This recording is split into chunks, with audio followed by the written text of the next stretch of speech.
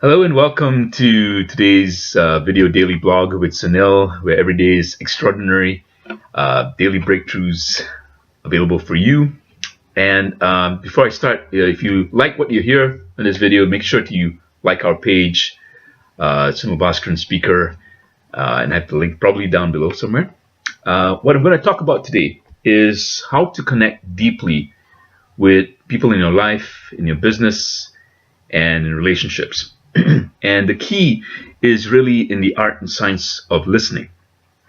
And it's both an art and a science, but I'm going to try and distinguish some of the, well, some of the scientific parts of it, perhaps, that would make it a lot more clear for you in how to listen. Because a lot of people talk about listening, but they don't really detail it out, to the point where someone can actually have access to listening. What does it mean to listen to someone clearly? I could go on and on about this because it's a very broad topic. It's a topic near and dear to my heart. But there's one important distinction. When you listen to people, there's a tendency to listen through, you could say, three kinds of filters, or three ways that we listen. Sometimes we listen to a person like they're expressing an opinion. And it may be an opinion that's differing from yours, or maybe an opinion that's agreement. So you either agree or you disagree with them. The second way that we tend to listen is we listen for facts. So tell me what you know, what I don't know that you can tell me or explain to me. So we listen for that. We listen for perhaps education, to find out more about what we don't know, or to reaffirm what we already know. Then the third way, and probably the most effective way, drum roll, is to listen from I have no idea.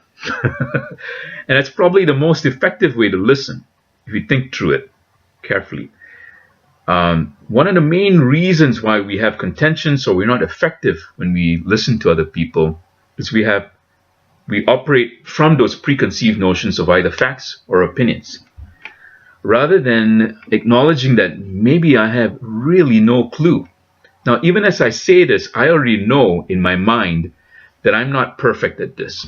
Like all of you, I'm equal. I'm totally your equal because biologically we're all about the same. We are not disposed by evolution or our design to really listen very well, perfectly like Buddha all the time or any other religious figure from the past. We are imperfect, but that's what makes us great in a sense too, because if you can acknowledge that you have no idea what this person is trying to say to you, you have a fighting chance to actually find out what they really mean, right? So the practice, you could say, a practice that I use myself, is when I catch myself trying to listen to a person based on their facts or their opinions, whether I agree with them or not. I listen, I stop myself and I pause and I go, what am I missing here? What am I missing that I'm not even having a clue that I'm missing? What is it that I could be missing? One of the best ways to check in, find that out, is to check in with the person. So, in a lot of communications classes and sales trainings, they talk about giving back to the other person what you heard. But I take it a step further. So I tell people, this is what I'm hearing you say. I'm hearing you say you have an issue with this, and this is what I have done, and you're upset because I did this. And then I say the magic question, is this something, am I on track in my understanding, or am I missing it completely? Please educate me and tell me what I'm missing. And this works really well. Not all the time, but it works pretty well.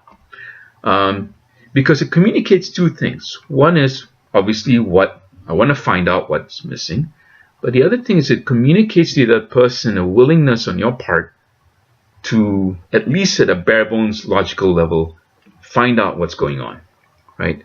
So you don't make up stuff and you don't misinterpret what's going on, and you don't cast aspersions, and you don't color the conversation unnecessarily with your own opinion about what's going on. You're checking in, right? So that's one tip, you could say. The other tip is a little bit more philosophical, but it also works pretty well if you get the spirit of what I'm talking about. And that is, whenever you think you're coming to a conclusion about someone else in a conversation, pause again and think and question. Sometimes doubt can be your best friend, especially in a sales conversation or when you're in a conversation around your relationships, your family or your loved ones, or your spouse or your children or clients, etc., or employees. The thing to do is always to doubt your own conclusions. Now, that doesn't mean a lack of confidence. In fact, it means quite the opposite. If you're confident and secure about yourself, then you feel confident about approaching the truth. You rather find the truth about what this person's trying to say to you rather than make up your own stuff. So when you think you have a conclusion about someone or a clear idea of what's going on, you may want to question that, And a couple more distinctions here. The other way we tend to listen to people, and actually it's a good way to listen to people, is to find out what their interest is in the conversation. What do they want to get out of the conversation that they're interested in? Now, there's another layer to this, which is, what are they committed to? It's a little different. In fact, it's quite a lot different from what they're interested in. People say they're interested in blah, blah, blah, or they're interested in telling me how they feel about something, which is great. But what they're committed to may be something else. It may be that they're committed to, well, the truth is sometimes they may be just committed to making you wrong. Or they may be just more committed to making you right, that they want to work something out.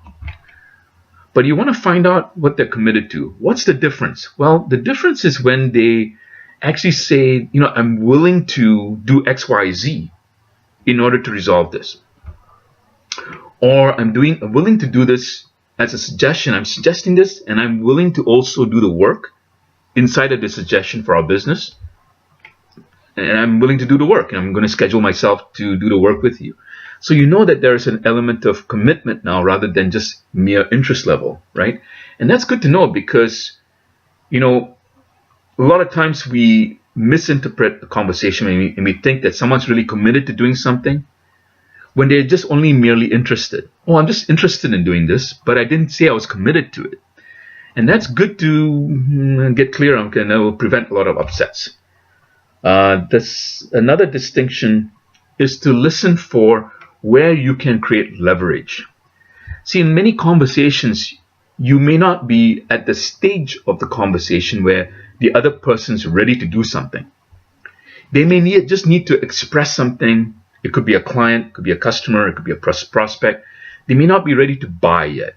Or your spouse may not be ready to resolve the situation. She just needs, or he just needs to express herself or himself and feel heard by you first.